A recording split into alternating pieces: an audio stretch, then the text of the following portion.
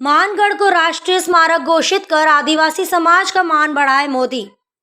पूर्व सांसद रघुवीर मीणा। उदयपुर के पूर्व सांसद व कांग्रेस के स्टीयरिंग कमेटी के सदस्य रघुवीर सिंह मीणा ने प्रधानमंत्री नरेंद्र मोदी से बांसवाड़ा के मानगढ़ धाम को राष्ट्रीय स्मारक घोषित करने की मांग की है। मानगढ़ धाम आदिवासी समाज की आस्था का स्थल है। इसका राष्ट्रीय स्मारक घोषित होना आदिवासी समाज का मान बढ़ाएगा। दिल्ली से लौटे रघुवीर मीणा गुरुवार को उदयपुर के लेक सिटी प्रेस क्लब में पत्रकारों से वार्ता कर रहे थे। उन्होंने कहा कि 1 नवंबर को प्रधानमंत्री मोदी मानगढ़ आ रहे हैं। आजादी की अलग में मानगढ़ धाम का बलिदान जलियांवाला बाग से भी बड़ा है। आजादी की अलग जगाने वाले गोविंद गुरु के अनुयायियों के बलिदान का साक्षी है वागड़ क्षेत्र का मानगढ़ धाम। वर्ष 1913 की 17 नवंबर मार्गशीर्ष पूर्णिमा पर अंग्रेज सेना ने यहां गोलीबारी कर 1,500 से अधिक आदिवासियों की बलि ले ली।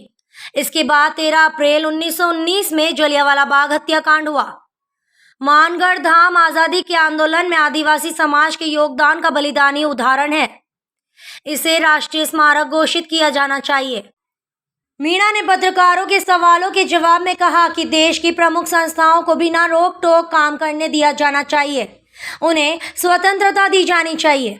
देश में यह महसूस किया जा रहा है कि इन संस्थाओं के कामकाज में सरकार हस्तक्षेप कर रही है। मीणा ने कहा कि कांग्रेस पार्टी ने जो जिम्मेदारी उन्हें दी है उसे वे बखूबी निभाएंगे। कांग्रेस ने देश के सामने लोकतांत्रिक व्यवस्था का उदाहरण पेश किया है। उन्होंने कटाक्ष किया कि अन्य पार्टियों में तो आजकल 2 व्यक्तियों का शासन नजर आता है। कांग्रेस पार्टी का रिमोट गांधी परिवार के पास होने के सवाल पर उन्होंने कहा कि यह सिर्फ बातें हैं। कांग्रेस के हर कार्यकर्ता के मन में गांधी परिवार के प्रति सदैव आदर भाव है और बना रहेगा। कांग्रेस ने हमेशा जमीन से उठे कार्यकर्ताओं को अवसर दिया है। कांग्रेस में युवाओं को मौका मिलेगा। कार्यकर्ताओं के मन की बात पार्टी तक पहुंचाना हमारा काम है। उन्होंने भाजपा पर तंज कसा कि भाजपा में तानाशाही है। उदयपुर अहमदाबाद ब्रॉडगेज का नया ट्रैक तैयार होने के बावजूद अब तक रेलगाड़ी शुरू नहीं करने के सवाल पर उन्होंने कहा कि राजनीति के कारण रेलगाड़ी शुरू नहीं की जा रही है। वे श्रेय लेना चाहते हैं और श्रेय लेने की राजनीति में जनता को नुकसान हो रहा है। साथियों, मैं सबसे पहले आप सभी मीडिया के साथियों को, मीडिया परिवार को दिवाली का, भाई दूज का की शुभकामनाएं देना चाहता हूं, बधाई देना चाहता हूं और उसके साथ ही आपके माध्यम से शहरवासियों को बहुत बहुत बधाई, शुभकामनाएं अर्पित करता हूं। साथ ही मेरा आप सबको यहाँ तकलीफ़ देने के पीछे उद्देश्य ये है कि 1 नवंबर 2022 को मानगढ़ धाम पे देश के प्रधानमंत्री आ रहे हैं, तो चूँकि ऐसा अवसर बहुत कम मिलता है, इसलिए मेरी मांग ये है कि मावा, मेवाड़, वागड़ और पूरे प्रदेश की तरफ से ये मांग है कि मानगढ़ धाम एक बहुत बड़ा, जलियांवाला बाग से भी बड़ा कांड हुआ था अंग्रेज़ों के समय।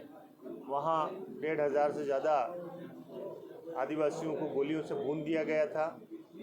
ऐसी स्थिति में राजस्थान, गुजरात, मध्य प्रदेश के काफ़ी ट्राइबल के हिस्सा इस मानगढ़ धाम को अपना आदर समझता है, यहाँ मानते हैं, आते हैं। तो हम सब चाहते हैं कि 1 तारीख को नरेंद्र मोदी जी प्रधानमंत्री के रूप में यहाँ आ रहे हैं, तो निश्चित तौर पे राष्ट्रीय स्मारक घोषित करके जावे, ताकि हमारे जितने भी शहीद हुए हैं उन शहीदों को श्रद्धांजलि हो सके, उनके परिवारों को एक सांत्वना मिल सके और हम सब यहाँ के आदिवासी महसूस करें कि देश की सरकार ने हमारे लिए इतना सम्मान दिया है।